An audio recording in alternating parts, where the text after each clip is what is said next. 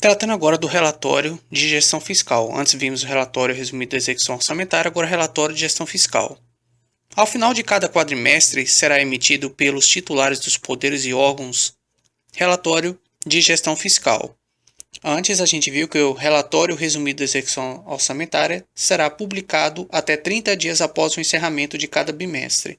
Aqui ele está dizendo que ao final de cada quadrimestre será emitido pelos titulares dos poderes e órgãos relatório da gestão fiscal. Assinado esse relatório da gestão fiscal pelas seguintes autoridades. São 4. Primeiro, o chefe do Poder Executivo. Segundo, o presidente e demais membros da mesa diretora ou órgão decisório equivalente conforme regimentos internos dos órgãos do Poder Legislativo. Terceiro, presidente de tribunal e demais membros do Conselho de Administração ou órgão decisório equivalente conforme regimentos internos dos órgãos do Poder Judiciário. E quarto, chefe do Ministério Público da União e dos Estados. Então, ao final de cada quadrimestre, será emitido pelos titulares dos poderes e órgãos relatório de gestão fiscal, assinado pelo 1. Chefe do Poder Executivo. 2. Presidentes e demais membros da mesa diretora ou órgão decisório equivalente, conforme regimentos internos dos órgãos do Poder Legislativo. 3. Presidente de tribunal e demais membros de conselho de administração ou órgão decisório equivalente, conforme regimentos internos dos órgãos do Poder Judiciário. E 4. Chefe do Ministério Público da União e dos Estados. O relatório também será assinado pelas autoridades responsáveis pela administração financeira e pelo controle interno, bem como por outras definidas por ato próprio de cada poder ou órgão. O relatório de gestão fiscal também será assinado pelas autoridades responsáveis pela administração financeira e pelo controle interno, bem como por outras definidas por ato próprio de cada poder. Agora, esse relatório da gestão fiscal conterá as seguintes informações. Primeiro, ele vai ter um comparativo com os limites de que trata a Lei 101 dos seguintes montantes. Depois, ele vai ter uma indicação das medidas corretivas adotadas ao adotar, se ultrapassado qualquer dos limites que a gente vai citar. E ele terá também demonstrativos no último quadrimestre a mais, né? Quando for o último quadrimestre. Então, esse relatório da gestão fiscal, ele conterá comparativo com os limites de que trata a Lei 101, de alguns dos montantes que a gente vai ver. Ele vai ter também uma indicação das medidas corretivas adotadas ou adotar, se ultrapassado qualquer dos limites que eu vou citar. E no último quadrimestre ele terá outros demonstrativos a mais. Então, primeiro, a gente vai ter um comparativo com os limites de que trata a Lei 101 dos seguintes montantes. A. Despesa total com pessoal distinguindo A com inativos e pensionistas. 2. Ou B, né? Dívidas consolidada imobiliária. 3. Concessão de garantias. 4. Operações de crédito, inclusive por antecipação de receita. E pronto.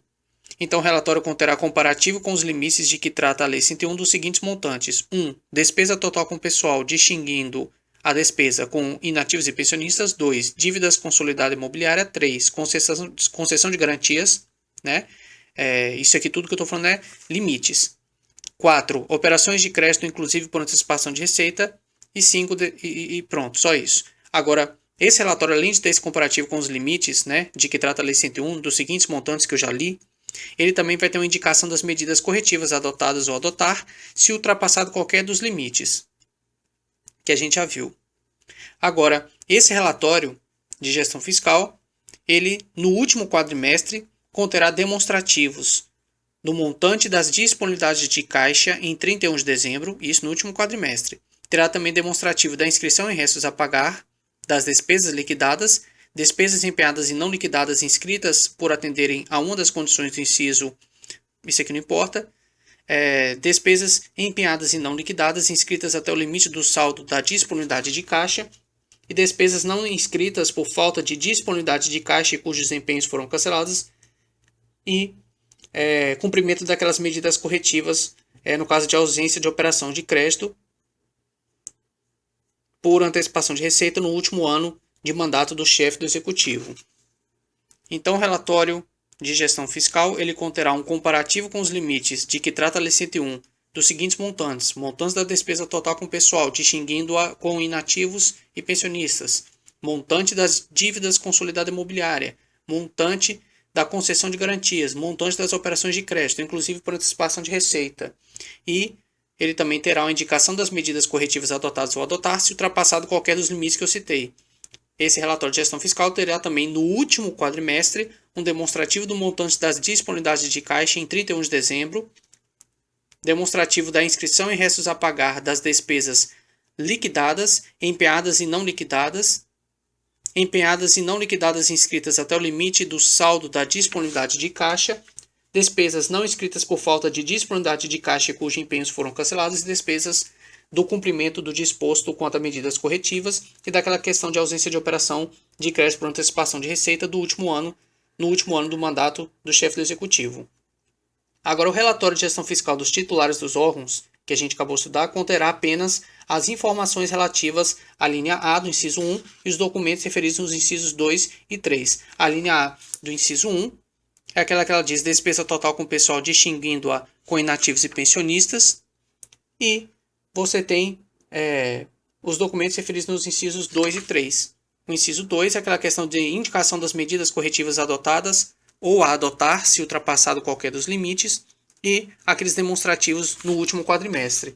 Então, o relatório dos titulares dos órgãos mencionados nos incisos 1, 3 e 4 do artigo 54, que seriam chefe do Poder Executivo, presidente do Tribunal e demais membros de Conselho de Administração órgão decisório equivalente, conforme regimentos internos dos órgãos do Poder Judiciário, e chefe do Ministério Público da União dos Estados, esses são 1, 3 e 4, esse relatório desses titulares conterá apenas as informações relativas à linha A do inciso 1, que seria um comparativo, quanto à despesa total com o pessoal, distinguindo-a com inativos e pensionistas, e também os documentos referidos nos incisos 2 e 3, que seriam indicação das medidas corretivas adotadas ou adotar se ultrapassado qualquer dos limites e demonstrativos no último quadrimestre.